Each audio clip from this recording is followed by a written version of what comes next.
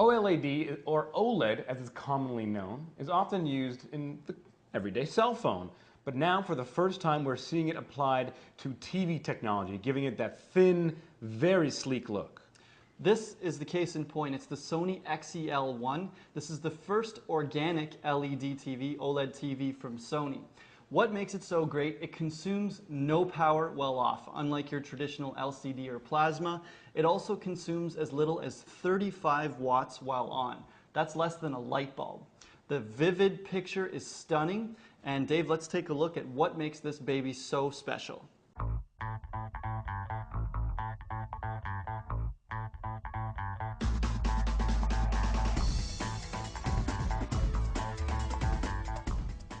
The big benefits with this TV, Dave, it has an incredibly wide viewing angle, vivid color, very bright.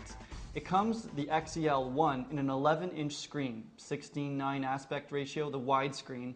And what's so amazing about this TV is the screen is actually 3 millimeters thin without the stand. It has a 1080p signal, so it's high definition. It has 2 HDMI inputs, no component video inputs, but you can still get that high def signal. It also comes with a memory stick, so you can view all of your photos, and the menu navigation is just like in the PlayStation. The XEL1 sells for $2,500 in North America.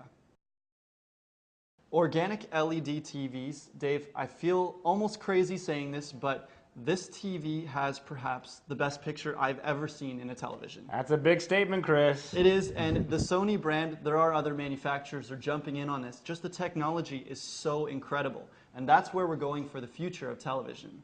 Yeah, it's been estimated that the OLED market is going to be reaching $4.5 billion by 2010. So that's really just a sign that the future of home theater is going to be OLED. And technology is always moving forward. Everyone out there is probably hitting their head saying, oh my God, something else I have to invest in. There are some cons with this right now. The XEL1 only comes in an 11-inch screen, so how many people do you know are going to want to go out and shell out for something that's smaller than a laptop? And for $2,500, it's a big bruise on the wallet, and you can get a 50-inch LCD for that much, thereabouts, so it's going to have to be an investment for those early adopters. And that's something that we've looked at, this technology going forward. We want to take a look at how much Sony's planning on spending and where the industry is actually going, because we do think that this is going to one day replace LCD and plasma.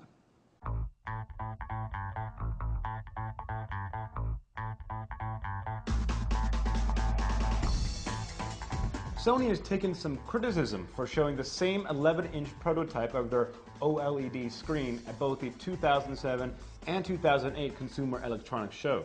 Sony's really been focusing on what's currently available. However, in the 2008 CES event, they actually did show a 27-inch prototype. So they are looking at making it bigger, thankfully. And that means more money and more investment. Sony is investing $250 million into the technology, so you can really tell they're taking it seriously. The other thing is, we talked to Sony and they said they're available. They currently can produce about 2,000 units per month. So at the 11-inch model, I don't think it's going to fly off the shelves, but you never know. As it gets bigger, it's something we're seriously going to consider and seriously going to look at. This will be making headway at Super Bowl parties everywhere, I imagine. But I have a feeling it's going to be the Super Bowl party 2009, 2010. Nothing really happening in your friend's basement or over at the corner store within the year. This is what's to come, and so we're giving you a sneak peek of the future. And until the price comes down, I probably would guess you might not be too interested, but if you are available, if you have a Sony store or something near you, go check it out because it is amazing. Hi, I'm Veronica Belmont for Engadget in Mahalo, and we're here at the Sony booth at CES 2008 taking a look at a prototype. It's the OLED, the 27-inch model. Now, they have 11-inch versions that are available at Sony style stores right now. It's the width of 3 credit cards, about 3 millimeters thick, has a 1,000,000 to 1 contrast ratio, and it doesn't have a backlight. It looks really, really good, but who knows when we're going to see it. At CES 2008, I'm Veronica Belmont. What's up? I'm Brian Tong with CNET at CES 2008, and you guys know you come to CES to see all the new goodies, latest gadgets. Well, here behind us at Samsung, we've got a concept model. It's their 31-inch OLED TV.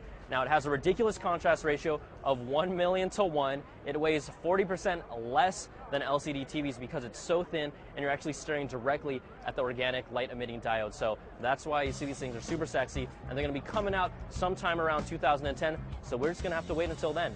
I'm Brian Tong, and once again, it's the Concept OLED TV from Samsung coming out 2010. Sony has developed a full-color flexible display built onto a sheet of plastic that can be bent but still show video. The 2.5-inch screen, which is one of the first of its type in the world, has a resolution of 160 by 120 pixels, making it a little larger than a typical cell phone screen, but a little lower resolution. It's an OLED, or organic light-emitting diode display. In such displays, the pixels emit their own light, and so an additional source isn't required, as it is in a conventional LCD panel. That means the screens consume less power and can be made thinner. OLEDs also handle fast-moving images well and offer good color reproduction. Building the screen on flexible plastic instead of glass introduces some problems, such as keeping the various layers inside the screen aligned and working while the panel is flexed. Look closely and you'll see some glitches on this screen, but it's still a work in progress. Sony sees OLED technology as important for its future products.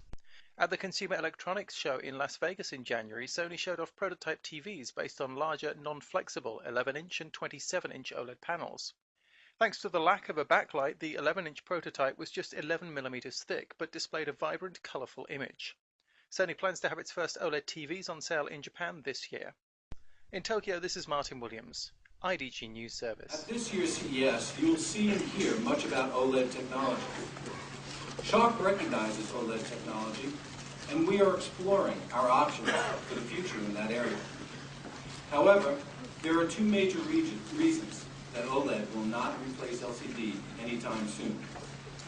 First, the product lifetime of the current OLED TVs is approximately 3 to 4 years, and we believe it needs to be at least 10 years in order to be used as a TV.